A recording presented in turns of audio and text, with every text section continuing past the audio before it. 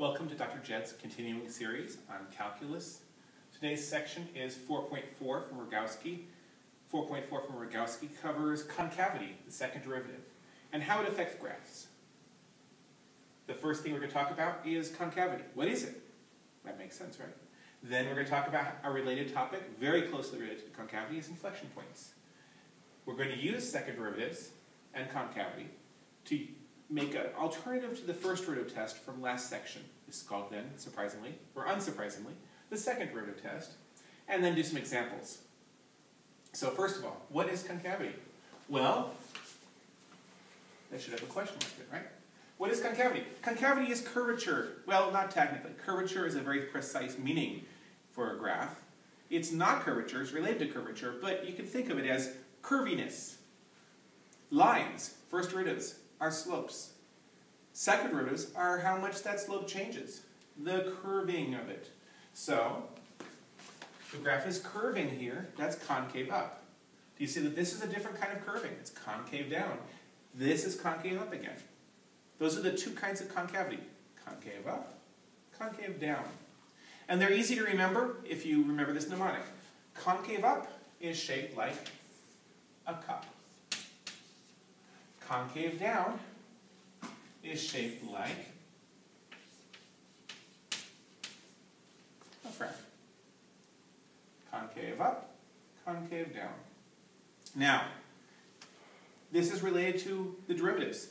So, if you look at this, the first derivative is very negative, less negative, positive, positive, positive. The first derivative is getting bigger. So concave up means the first derivative is getting bigger, which means it's increasing. Now, what does that mean? If f prime is increasing, that means its derivative is positive. So the second derivative is positive. Likewise, concave down, positive first derivative getting less. Concave down means the first derivative is decreasing, which means the second derivative is negative. It's very important when you do these things to distinguish in your mind between increasing and positive, between decreasing and negative. They are different. When this one is increasing, this one is positive. When this one is decreasing, this one's negative. There's a relationship. There's a very strong relationship in terms of derivatives and things, but they're not the same thing, and don't confuse them. When you mean to say the second derivative is positive, don't say the second derivative is increasing. That's a different thing. I only mention this because it is one of the most common mistakes. Keep track of which means what, and you'll do okay. Now, the next idea is inflection points. When we're going concave up to concave down, right in between, right about there, it's a place where the concavity changed. There's also one over here, although it's a little harder to tell where it happens, somewhere in here. Those are inflection points. Let's take a look over here. An inflection point, C is an inflection point of f of x if f double prime changes sign there. Some people think that inflection points are where the second derivative is 0, but that's not true. If it's 0, but it's positive before and after, it's not a change in concavity. It's the changing concavity that's the issue. So, f double prime changes sign. Notice here, f double prime is positive. Why?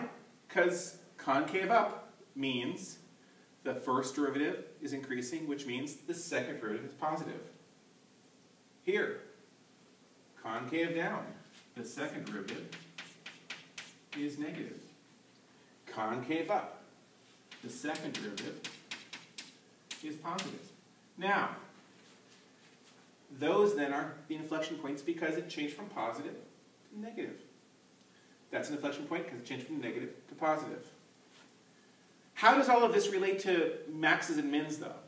The second derivative test will talk about that. But notice, there is a critical point down here. What is that? Is that a max or a min? Hopefully you can tell me it's a local min. Is a local min when the second derivative is positive? That doesn't seem to make sense, but it's the way it works. When the second derivative is positive, you've got this kind of graph, and the only critical point is at the bottom. Likewise, when you've got concave up, the only critical point will be at the top. So if the second derivative is negative, you're looking at a max, potentially. That's the second derivative test. So here it is. Second derivative test is like the first derivative test to begin with.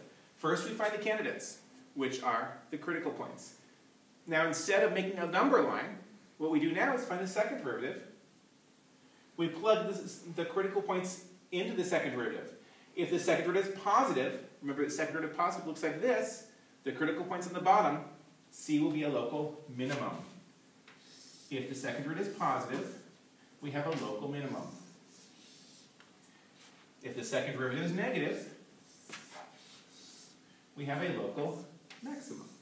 Now what about if the second derivative is 0 or doesn't exist? It'd be great if we could say it's neither. Unfortunately, we can't. The second derivative test is incomplete. If we don't know, if it's not positive, it's not negative, all we know is we don't know anything. So it's an incomplete test, and for that reason, a lot of people don't like it. A lot of students don't use it because it's not perfect. But you don't have to make a number line, decide which ones go where. So computers like it a lot because there's not as much thinking involved. Speaking of thinking though, let's do an example. And before we do the second derivative test, let's simply do an inflection point analysis. Where are the inflection points of this?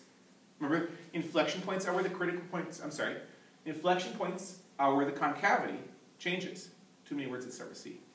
So, concavity, second derivative. So I need the second derivative.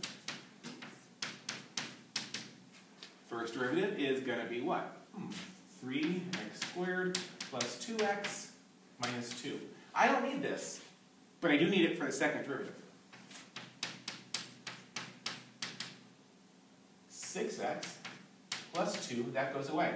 Now, inflection points are not where this is zeros per se. They're where it changes sign. So I'm going to need to make a number line for the inflection points. In order to make a number line, we do need to know where this is 0 or doesn't exist. And again, just like most of them, this is always going to exist. Hopefully you can see that equals 0 when x is minus 1/3.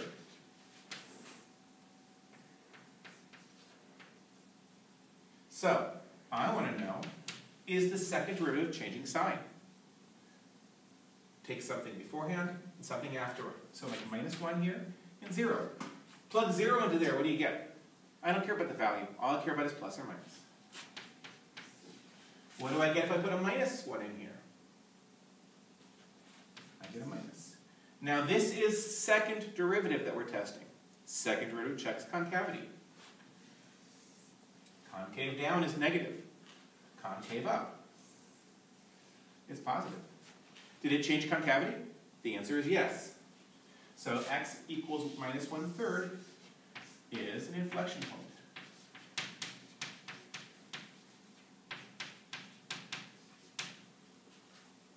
It's the only inflection point because there's nowhere else it's going to change concavity. Now, about the second derivative test. Let's try a trickier idea. Let's go back to trigonometry because those are tricky. We're going to use the second derivative test here, which means I need, well, the first thing I need is critical points, which come from the first derivative. So I need the derivative. The derivative tangent of x is secant squared of x. And, okay, now there is an issue here. Secant does have places where it doesn't exist. So those would be critical points. But it doesn't on this range. Notice the round ends. I specifically excluded those endpoints because I didn't want to deal with them. So, on that interval, does it ever equal 0? Does it ever not exist? Well, the derivative, secant actually is never 0. It's 1 over the cosine. Cosine, 1 over cosine, think about that. 1 over the cosine of x. Can that be 0? The answer is no, because the top's 1. So this is not going to happen. What about doesn't exist? Well, if the bottom is 0, we're going to run into trouble. That happens at the two endpoints here, but it doesn't happen in between. The rounded edges mean we're not including those 2 points. So, there are no critical points. Interesting. So, I chose this function because I thought it'd be interesting, and I guess it is interesting, but we have nothing to plug in. There are no critical points, so there can be no local mins or local maxes. Let's take a look at this function. Let's look at its concavity. Take the derivative of this. This is a chain rule. It's something squared. So the derivative of something squared is 2 something to the first times the derivative of that something. And hopefully you remember the derivative of the secant of x is the secant x tangent x. So I get 2 times the secant squared of x times the tangent of x. Now, if I want to know where this is plus or minus, well, secant squared, it doesn't really matter since we know it exists everywhere. Squaring, it's positive. Tangent, however, is not always positive. Tangent of x, if you recall, is an odd function. It's equal to 0 at 0 and other places. So, is this ever 0? Yes. Does it not exist? Well, it always exists on the part we're looking at. So this happens at x equals 0. What kind of concavity are we looking at? I need something in those ranges. This is like 1.5 or something. So this is pi over 4. Pi over 4 is one of those values that hopefully we can maybe, hopefully plug in without too much trouble. And again, we don't actually care about the value. All we care about is plus or minus. 2, something squared is always positive. The tangent. Well, the tangent here is negative, and the tangent here is plus. This is the kind of curvature we're looking at. There is an inflection point at 0, but there is no local max. There is no local min.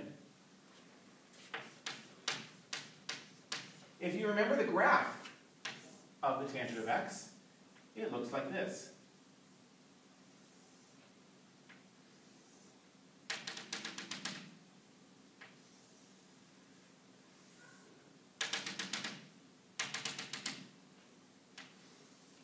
Well, it's periodic, and we don't really care about it. We're caring about only this part of the graph. Notice, concave down. That's not the complete curvature like this. It's only part of that. Any part of that curve is concave down. That's concave up. It's only this part right here, and only this part right there that we're looking at. But that's how you do it. Until next time, this is Dr. Chet.